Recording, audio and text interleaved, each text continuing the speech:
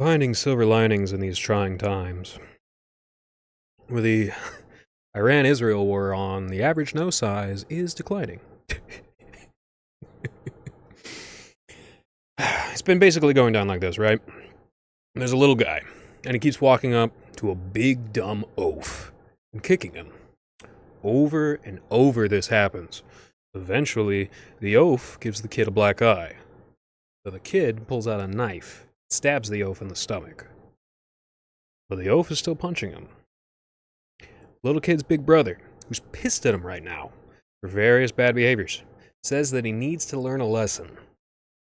And the real lesson at the end of the day could very well be, you can't just stab somebody in the stomach and have them bleed out and not be held responsible.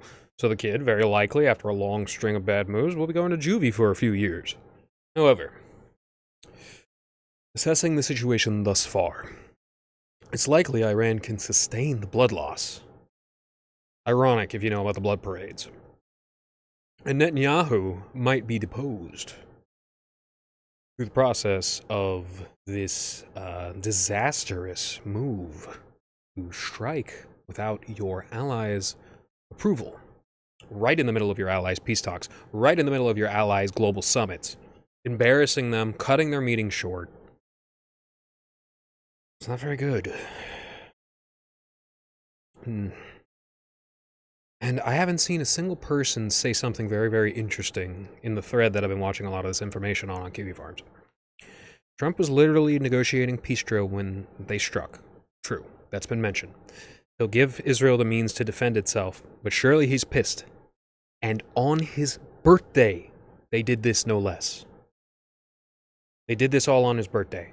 The 250th anniversary of America and Trump's birthday, or the American Army, and Trump's birthday corresponded, and he had a good party, and everybody was distracted by the crap Netanyahu pulled. Netanyahu's a genuinely bad friend. I'm not joking about that. That's not a joke. He's a genuinely bad friend. There's literally $500 billion we could have saved by never giving Elon or Israel a single dime. They both apparently received about the same amount of money, which is $250 billion. Because, like, literally, I'm sorry to say if you're an Elon fan, gotta be said, and now's the time to say it, Elon doesn't actually produce a lot of stuff. All the money that he actually gets is shockingly coming out of almost nowhere. You trace the lines, it's literally coming out of the United States Space Program, NASA, and all the cool things that we were doing with NASA. We literally see so many parts of the universe now with all of our telescopes, all of our satellites that we launched that relay information back to us, all this cool stuff that NASA did, and they did it with, you know, honestly, the line that SpaceX saves money, I don't believe that for 1 second. I don't think that's true. I don't think SpaceX saves any money. I think SpaceX probably costs like 4 or 5 times as much. But because Musk gives an option for Tesla, and NASA does not have a public stock, that is exactly why people view that libertarians, anarcho-capitalists, people with a very, very basic grasp on economics, view that as a good thing. View that public-private transfer as a good thing, and literally the playbook for every public institution to be transferred in the hands of individuals who can then, if they own the streets, put tolls up on them. If they own the hospitals, gatekeep as much healthcare as possible, like genuine healthcare that people need. So you need to get a bullet taken out of you. A lot of people have just dug it out with a knife themselves. You know, I want to deal with it. Of course, a lot of that has to do with mandatory reporting police support. I would never get rid of the mandatory reporting police stuff. You know, I think I'm sorry. You know, like the hospital is not going to be a place where people can like get healthcare in between gang violence so that they can go out and commit more gang violence. Nah, that's not gonna happen ever, you know. But like legitimately, we would save more money with the amount of productivity that would increase if our healthcare system was more like India. Now you might say India produces some of the best doctors on the entire planet. mainly up in the north, but like the fact of the matter is, for whatever reason, Indians are very, very good physicians. Or at least they were up until the moment when the decision to like issue a bunch of mandatory vaccines came along, and they just immediately just said, okay, whatever. I'm not even going to check. I don't care. I can barely read a lot of these reports anyways. I'm just going to push this because it's being pushed to me. You know, that's the problem with Indian doctors, is they're pushovers. But in general, some of the best doctors I've ever best, you know, physicians, that means doctors, orthodontists, etc., that I've ever encountered were Indian. Indians and Jewish guys are really good doctors. They genuinely are. That and Celtic women make very, very good nurses, because they are very, very sweet, and they care a lot about helping people when they're in need. That's a deep, deep, deep thing. In fact, it traps a lot of good Celtic people, is falling for a trap where somebody tries to pretend that they need help and they don't. We see a lot of this, don't we? Now, back to Israel. It's interesting to see that my suspicions of online neo-Nazi role players having extremely high representation of Zionists is 100% true. It's absolutely true. I can see that playing out in real time in the threads. Also, extremely interesting to hear that the Hannibal Directive, according to an Israeli, so take it with a grain of salt, the Hannibal Directive, which actually there's two names for this, but we call it the Hannibal Directive when we're talking about it because it's easier to remember. The Hannibal Directive is where on October 7th, the Black Hawk helicopters, or Apache helicopters, the Air Force, the General Air Force, shot a bunch of civilians on both sides. Both sides. Literally their own people. The Israeli that is really, really dedicated to, like, Netanyahuist Israel. So not Israel, not Jews, not just Zionism, but Netanyahuist Zionism. That guy said those guys... Now, that he's not denying that it happened. He's saying that they operated with rogue impunity while communicating on WhatsApp, a program that deletes your messages after a certain time. Come on, man. You gotta try better than that. You gotta put a little bit more effort in than that. Come on.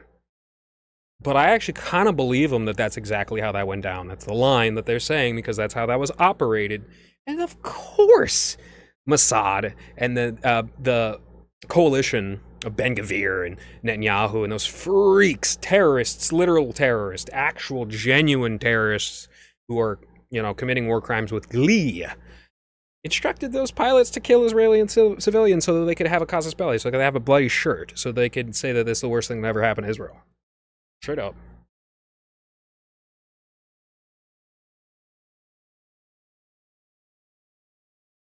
Loyalty and trust are two concepts that have been run into the ground in recent decades. Trust now has a negative connotation, and loyalty is now synonymous with Stockholm Syndrome. Just low trust society things, you say?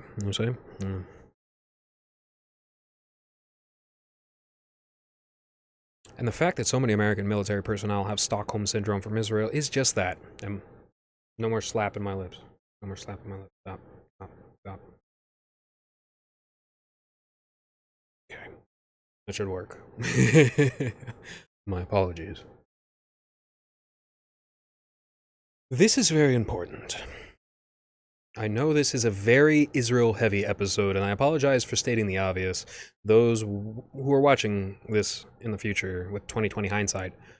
But Israel is very, very likely developing dirty nukes. There are rare, extremely toxic, and radioactive isotopes that they are likely working with in their clandestine nuclear labs that do not allow inspection. Cesium, plutonium, impure uranium, nukes meant to detonate low and mix with the sand and drift around the region Israel is entirely foreign to. And the longer Israel is allowed to operate with total impunity under this current regime, as they have been since 2014, the worse this situation will get. The more danger we are all in. I mean, less so for Americans, but in general, we don't want to see our European friends get killed or poisoned. Iran is trying to save more than just their own asses, I feel. Or their proxy forces at the moment. They're generally operating altruistically in regards to future Israeli offensive military capability, I believe. It's entirely possible. That'll make a lot of sense. Oh, and apparently the Kabbalah indicated Yaldabaoth is represented by 12 archons. probably a direct reflection, a dark reflection, of the 12 apostles. But the bubble for those 12 archons is bigger than the bubble for Yahweh or the bubble for Elohim on Raziel's chart. Raziel is the angel of mysticism, specifically the guy who, the demon that introduced the Kabbalah, or Kubala, it's spelled with a Q, in Arabic, Babylonian, Mesopotamian, Persian, because there is Sassanid Persians actually have a tremendous amount of Semitism. And there was a Semitic empire that ruled over Babylon at a certain point.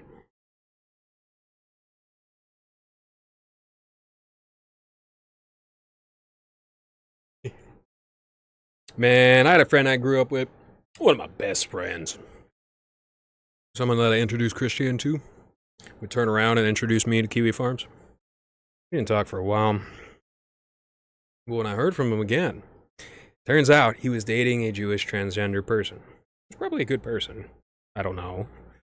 And I was like, okay, well, you're my friend and I trust you.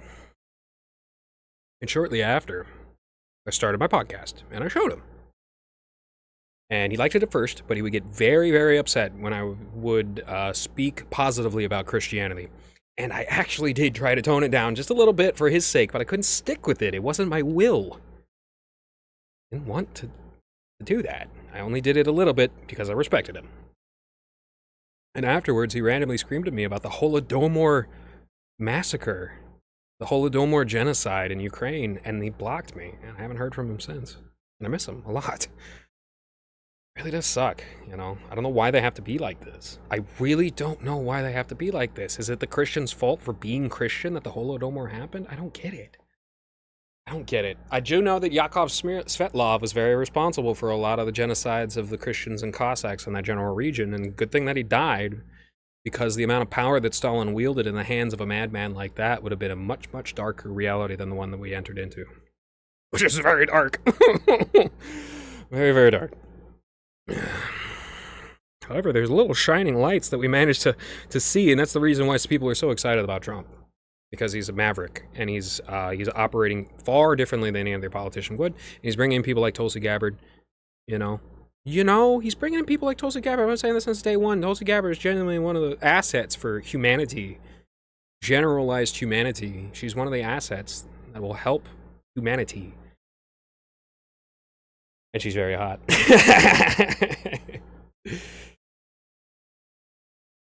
Puffins are such cute little birds with cute little faces. I would have named them Ruddy Beaks, though, instead.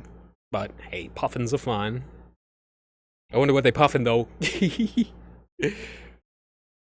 I would have a great time on Kiwi Farms right now because half or more of my enemies would be preoccupied, rationing phone battery, hiding in bunkers, etc., etc. But frankestly, I don't wish that crap on nobody. Like, for real, for real. Cash the Rainbow is legitimately hiding in a bunker in Israel, posting propaganda as frequently as he can, while his wife probably tries to console their surely upset 1-year-old infant who keeps hearing the sounds of missiles and alarms.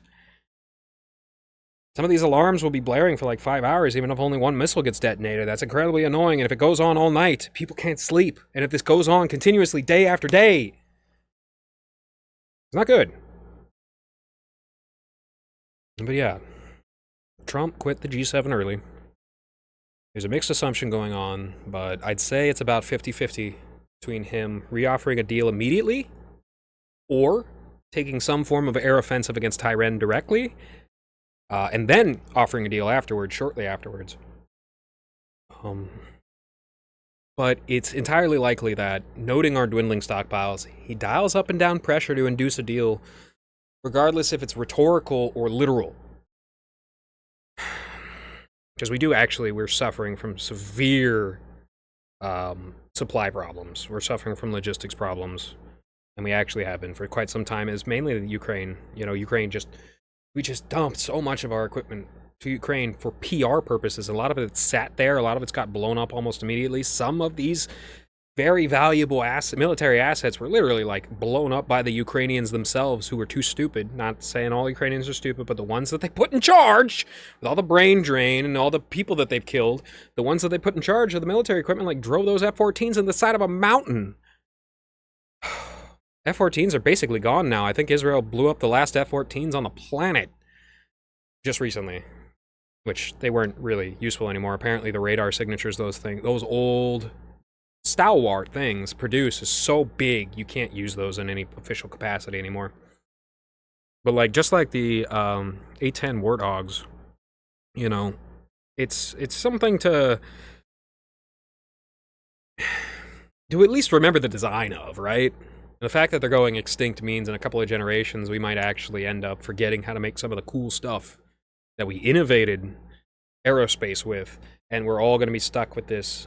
I hate to say it, I love the F-22 Raptor, but we're going to be stuck with F-22 Raptorification of all airplanes, which is like, I would say F-35ification, but I don't think it's ever going to be that bad. I don't think we have the money for it to be that bad. Yeah, for real though. So far, he's been very cautious, Trump. We know what intervention would look like. It would look like mops piercing mountain bunkers and trying to catch out where the fissile material is leaking with sniffers, circle around multiple times on the suspected location. And that means nuclear material blown up into the atmosphere and circulating around the local area. Now, Trump is the best possible leader we could have right now. I really feel that in my soul. I'm not coping about that. He's the best possible leader we could have right now. And we've already seen this in the last couple of days. None of our establishment politicians have close to as many friends as Trump incidentally does in the region. People who've known what was coming, like Qatar, and have already given Trump a ton of ransom in exchange for their peace and protection. In fact, countries like Qatar and Saudi Arabia have been the most cordial and diplomatic towards Trump, both during the recent tariff fiasco and in the long term. Qatar bailed out Jared Kushner after he made a huge mistake purchasing 666 New York Avenue for like $2 billion, and then the 2008 financial crisis blew up in his face. And his dad, or stepdad, or whatever the heck, yes, his stepdad, Trump, went around the Middle East seeing who would bail his stupid fail son out. And it just so happened to be Qatar. A Qatar is like a fist blade weapon, it's like a blade on the end of your fist. That's what a Qatar is. But a cutter, it doesn't sound right. So I say Qatar. Or so I say Qatar. Hurrah!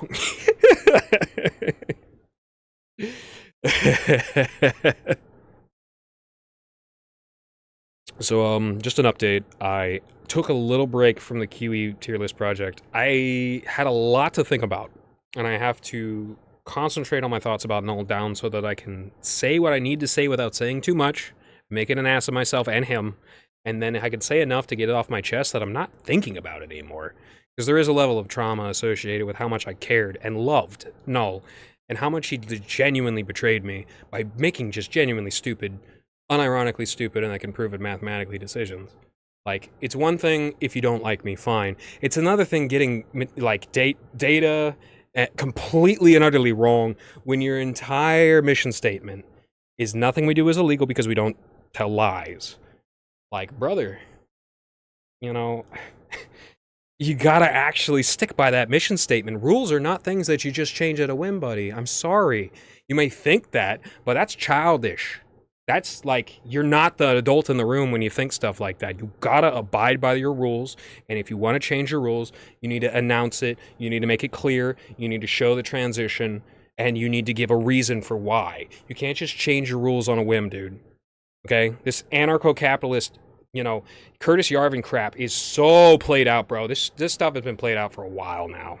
I think since like the first years of the first Trump presidency, this Curtis Yarvin crap has been played out. It was like rushed on during the first couple of years, and what ended up manifesting? A whole bunch of school shootings. Okay? Like, no more mold bug, all right? We really have to disinvite that thought from our polite, reasonable European society. Otherwise, we're literally, I see lots of white people are literally no better than the same black people that got hit by crack and hit by rap and hit by all the things that were meant to control them and increase the prison population, et cetera, et cetera. I see a lot of white people acting exactly like them. I see a lot of Jewish people acting exactly like them.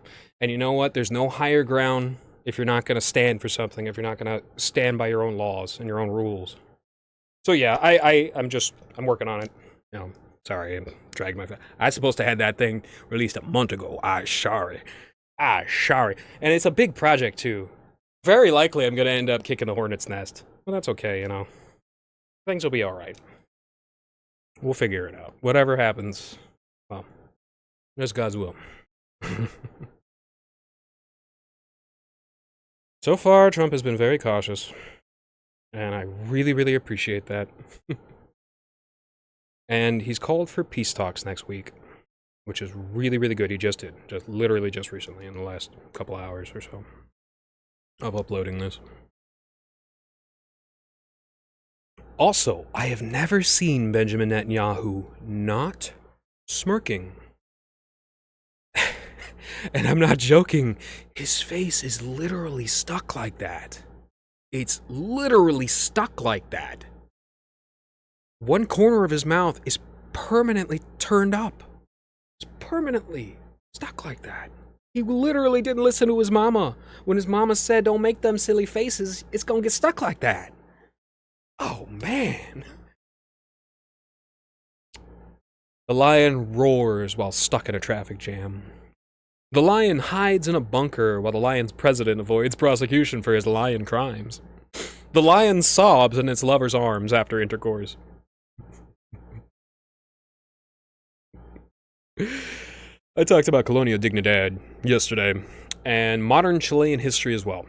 Come to find out, the current president of Chile is a literal Marxist, and the sort of stuff that the communists in Chile did was truly awful and evil.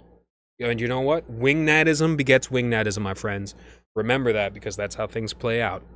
For real, though, that's exactly why Europeans, sensible, balanced, diplomatic, reasonable people. Balance. It all is achieved through balance. Pray for the innocent. Pray for the children on both sides.